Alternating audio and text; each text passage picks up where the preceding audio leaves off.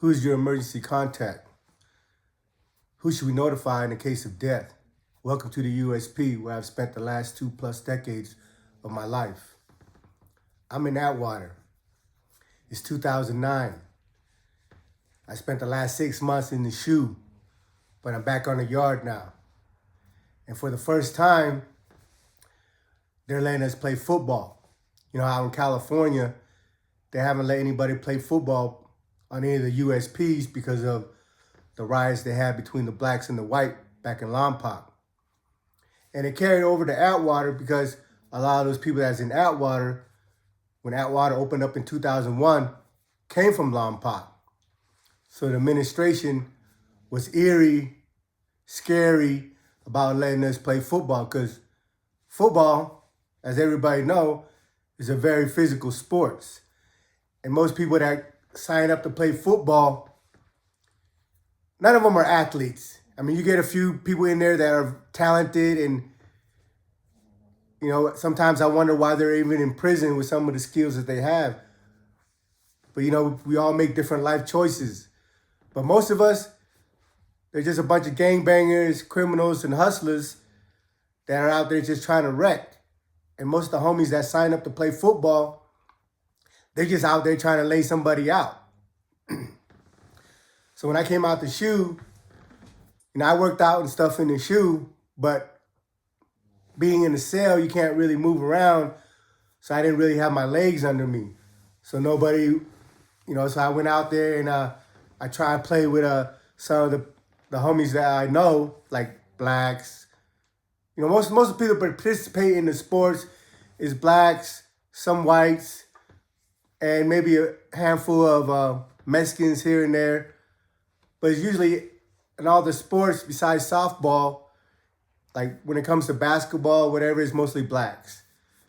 So anyway, nobody would sign me up because one, you know, I'm little and whatnot, but whatever, I don't care, you know. So I started my own team and I just made it a homie team, all Asian Islander. And none of us have a clue how to play football. You know, I played organized sports when I was in junior high and a little bit in high school before I got locked up my junior year. But like some of the homies that we had over there that played football, they didn't want to be on our team because, you know, they're competitive and they want to win. And plus, they had this dude over there, JB. JB and Troy are brothers. They're blacks from out of Sacramento.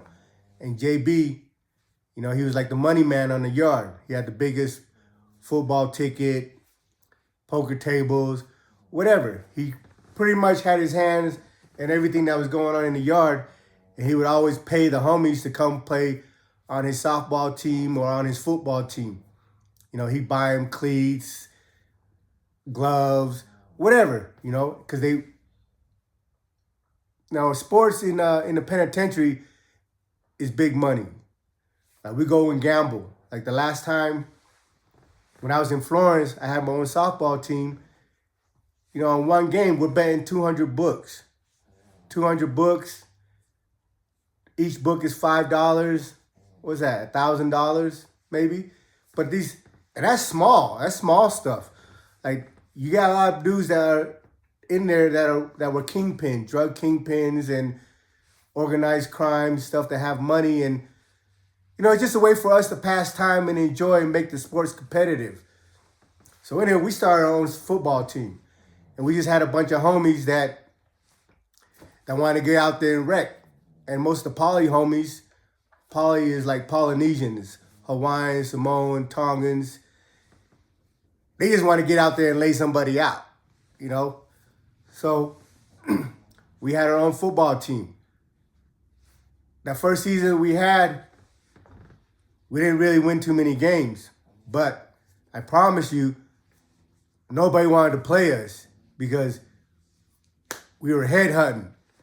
We had this play called Crackback, where the quarterback, you know, lifts his legs up and the receiver that's on the wing comes in, motions in, And right before he gets to the line, the ball is snapped and the line pulls to whatever side, left or right. But the guy but the receiver that's motioning, as soon as he snaps, he takes off and hits the line. Whoever's on the outside of the line, and try to hit the guy on the edge as hard as he can, because we're closing the edge for a running back to go around. Well, like I said, we're almost like the bad news bear, but we bring that punishment. So a lot of people don't like to play us.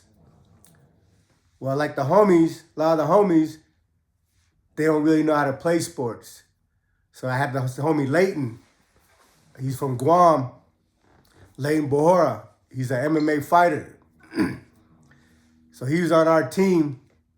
And one of the times that we were playing, me and him they're kicking off. They're kicking off the ball. And we're all lined up. Me and him's in the back to receive the ball. So the ball comes to me. The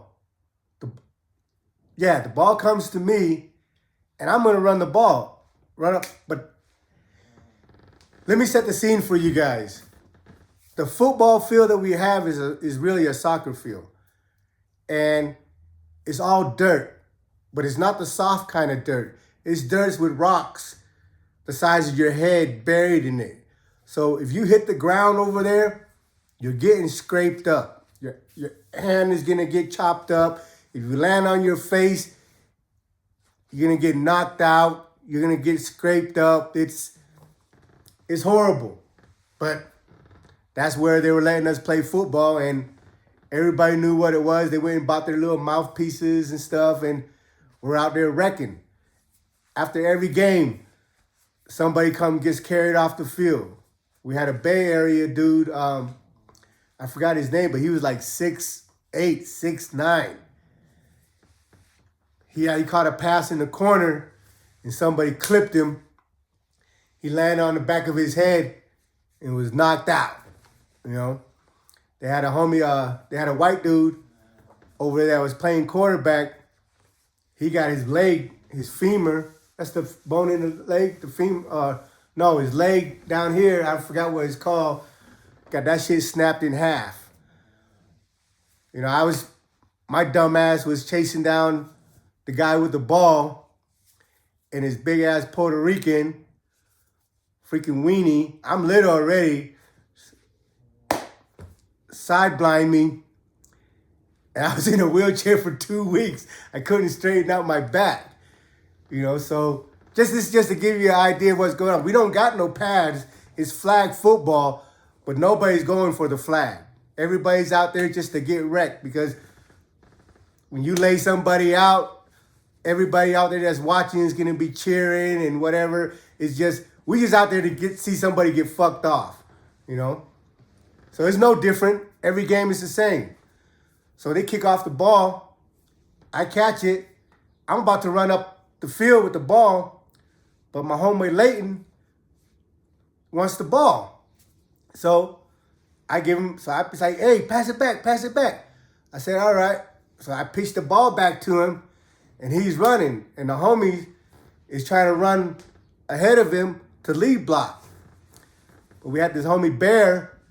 He's a little Hawaiian dude. And Pui from Alaska, he's Simone. He's like a mini Simone. He's about 5'9", but the fucker is strong as an ox, right?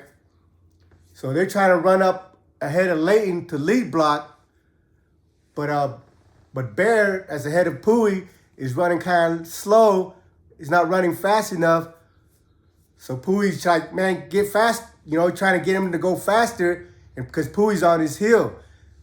Pui pushes him, boom, ahead of him. Well, he falls. But when he falls, he trips Leighton. And Leighton falls over him. And the next thing you know, you got a freaking 20-man pileup, because we're playing 10 on 10. We got a 20-man pileup on the soccer field. Like I said, if you hit the soccer field, if you hit that dirt, you're not coming out unscathed. You're getting fucked up. So next thing you know, all I see, because I'm running behind, because I pitched the ball late and he took off in front of me, and I'm trying to catch up to lead block. And boom, I don't know what happened. I only know that Pui pushed Bear after the fact. So when Bear fell, Leighton trips over him, and the other team, we're playing the DCs. The other team is coming up, and it's just a big old pile. Everybody's on top of each other. So I run over there, and they blow the whistle or whatever.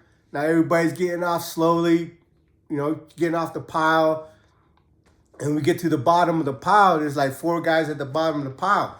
And they're fucked up because they got a bunch of dudes piled on top of them. So we pull one guy off. We pull another guy off. And then there's Leighton at the bottom of the pile. Stiff. Like his leg is kicked out. Stiff. His face is in the dirt. So we're like, hey, back up, back up, back up. Like, my first impression was like, damn, he broke his neck. He was fucked up. He wasn't moving or anything. So me and another guy, we cradle his head and flip him over, okay? Because we don't know. He's dead. The COs that was out there, they called for the stretcher. And when we pull him over, he's knocked out. He's stiff. And there's blood coming out of his mouth. I'm like, damn, the homie's fucked up. So the COs call a stretcher. They bring the stretcher out to the yard. We help put him on the stretcher. They strap him out, and they take him to the infirmary. We continue playing. Nothing stops the game. We continue playing. Well, after the game, when we're all back in the unit and Leighton finally comes back from the hospital, he comes over there and he opens up his mouth to smile at us, and all these teeth, 3 of them at the bottom row, was removed. Oh, he was so mad. I'm like, damn, why didn't you get a freaking mouthpiece like everybody else, right? But yeah, he lost all 3 of his teeth right here. And we had one of the homies, he was a Filipino named Ricky. This dude is yoked up. He's big. He went and bought gloves. He went and bought his fucking mouthpiece and everything. And when the next game that we had, I was like, hey, what's up, man? We got a game. And he's like, oh, no, bro. I said, what's going on? Oh, bro, no, bro. They play too rough out there. I was like, what? I was like, you're a big-ass dude. This is what we do. We trying to get wrecked. So when he was like, he didn't want to play, I kind of got mad. I was like, what the fuck? You went and bought some gloves and some freaking mouthpiece. I said, what are you going to do with all that? Do some freaking push-ups with them? You going to wear your mouthpiece and do some burpees?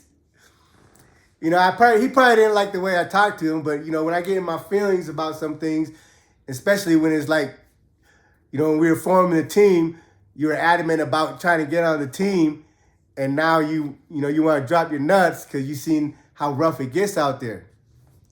But we had the other homie, this Cambodian homie from, I think he's from Seattle. He's from OFB, Oriental Fantasy Boy. His name is Smooth. Smaller than me, right? Every game we were out there, he's out there. But I don't let him play. I don't let him play because he's small and he's not athletic. He just wants to, he just wants to be part of, he just want to be part of the team and get in the game. So every play, so when we're out there, every game, he's like, put me in, coach, put me in, coach. I'm like, listen, man, this is rough out here. This ain't fucking playground tag. Yeah, we got flags on, but like I said, no one's going for the flag. So Smooth is like, man, put me in, coach, put me in, coach. So on one of the games, we had so many people that had to get carried off the game because they were getting concussions. They were getting their fucking fingers busted up or whatever. And so finally we ran out of players.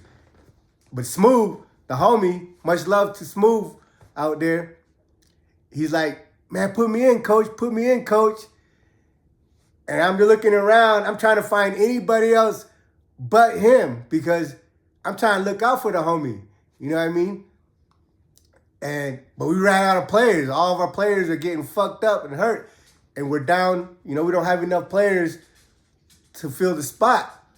So I said, all right, Smooth, you really want to get in the game? He's like, yeah, put me in, coach. Put me in, coach. I said, all right, get your ass in there. And I put him at linebacker. Like I said, it's just a homie team. We're like the Bad News Bear, but we out there wrecking. And but on the other team that we were playing, they had this young black kid named Jersey. And this kid is yoked up. He's about almost 6 feet tall, yoked up. He's got one of them hyper personality, like he's, ADD, whatever you want to call it. He's a spaz. He's like everywhere. But he's just, and all he's trying to do is headhunt. So the game is going. I'm on the sideline, because I got hurt too a little bit. So, but I just put Smooth in for a little bit to replace me. And next thing I hear, because I'm not really seeing what's going on, next thing I hear is, take me out, coach, take me out, coach. I'm like, what? He's like, man, take me out, take me out. I'm like, oh, hell no. Your ass wanted to play, stay your ass in there. And then I started watching because I'm wondering what's going on. Man, every play, this motherfucking dude from Jersey just kept demolishing the homie. After every play, Smooth is getting picked up off the ground, right? And he's like, take me out, coach, take me out, coach. And I didn't take him out because I just wanted to, I was like, hey, this is what you want. This is what you're going to get, homie. Stay your ass in there and wreck. But when the other homies seen that Jersey was just hate hunting the little dudes, all the Simone homies and the Tongan homies, we had, our bone crushers was Pui and the homie out here from Glendale, Easy, from TCG out here in Glendale. They're built like bowling balls. They're short. Easy's about 5'7", 5'8", but his freaking shoulders are, twice my width. When we wreck a couple times, just freestyling, playing football, I try to clip him, cause they always be punishing me when I run into him, and one of the plays, I try to clip him and I hit him, and he just like, and looked at me like, what are you doing? I'm trying to knock his ass off his feet, and he just looked at me like, what the fuck? What are you doing? I didn't even faze him. So these are tough dudes. And they start hunting Jersey down. That's what we call him because he's from New Jersey. But yeah, the homies made Jersey tap out.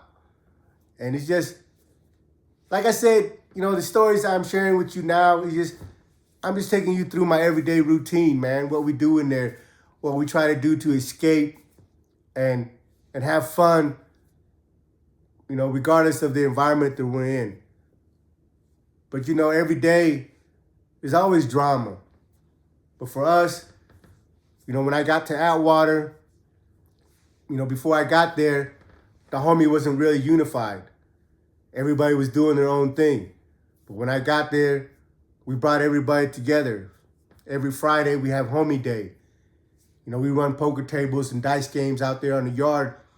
And on homie day on Friday, we come out and we either play, it's east side versus west side. The homies on the east side and the homies on the west side, we would compete. We compete in volleyball, soccer, football, softball, handball, whatever. We just out there just, building a camaraderie. How do you say that?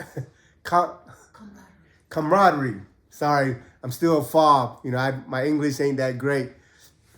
But it's just a sense of family. Because we all know that we're in a fucked up environment and a lot of us got a lot of time. Some of us ain't never going home. So anytime that we can somehow enjoy each other and escape, we take advantage of it. So every Friday, it's not mandatory, but it's mandatory. If your ass ain't working or you ain't got class or school, come out. Come hang out. Because we got people that don't ever come out to the yard or whatnot. But we send them, we send word, hey, on Friday, bring your ass out here. And there's always plenty of food. At lunchtime, at 10:30, they call recall, where people can go back into the unit, and then they start chow at 11. But if you want to, you can stay out in the yard over there in Atwater. It's the only place that I've ever been that was like that. So at 10:30, most of the yards go back in because they're going to go to chow. But for us, we hang out, and we have food brought out to us. And we just eat. And anybody else that's out there, doesn't matter if you're black, Mexican, Puerto Rican, whatever other race you out there, if you're out there just hanging out and you fuck with us and we fuck with you, or even if we don't, but you're out there, we always got plenty of food. Like, hey, man, come get yourself a plate. Anybody that was in Atwater, we were the envy of Atwater as far as a group and a coalition, because the way we conduct ourselves, the way we bond, it was all love. But that don't mean that we don't deal with the situation when it rises, because as I take you to these my journey over there in Atwater, we had a few incidents and we made examples. But for the most part, we just try to be cool, man, because there's no reason for you to walk around with your chest out, acting tough, talking tough. When a situation comes up, you deal with it. Outside of that, man, I'm just trying to kick it. I'm trying to have fun, trying to make the best of my time. That's what we do. And the people that we have around us, we make sure that we set a standard. We check their paperwork. We do the best. I'm absolutely sure there's going to be one or two that falls through the crack because we can't get the information on them that we need. But for the most part, all the homies in Atwater that hit that yard knows we're doing a background check because we have standards. We don't violate kids. We don't violate women. And we don't tell on people. Welcome to the USP.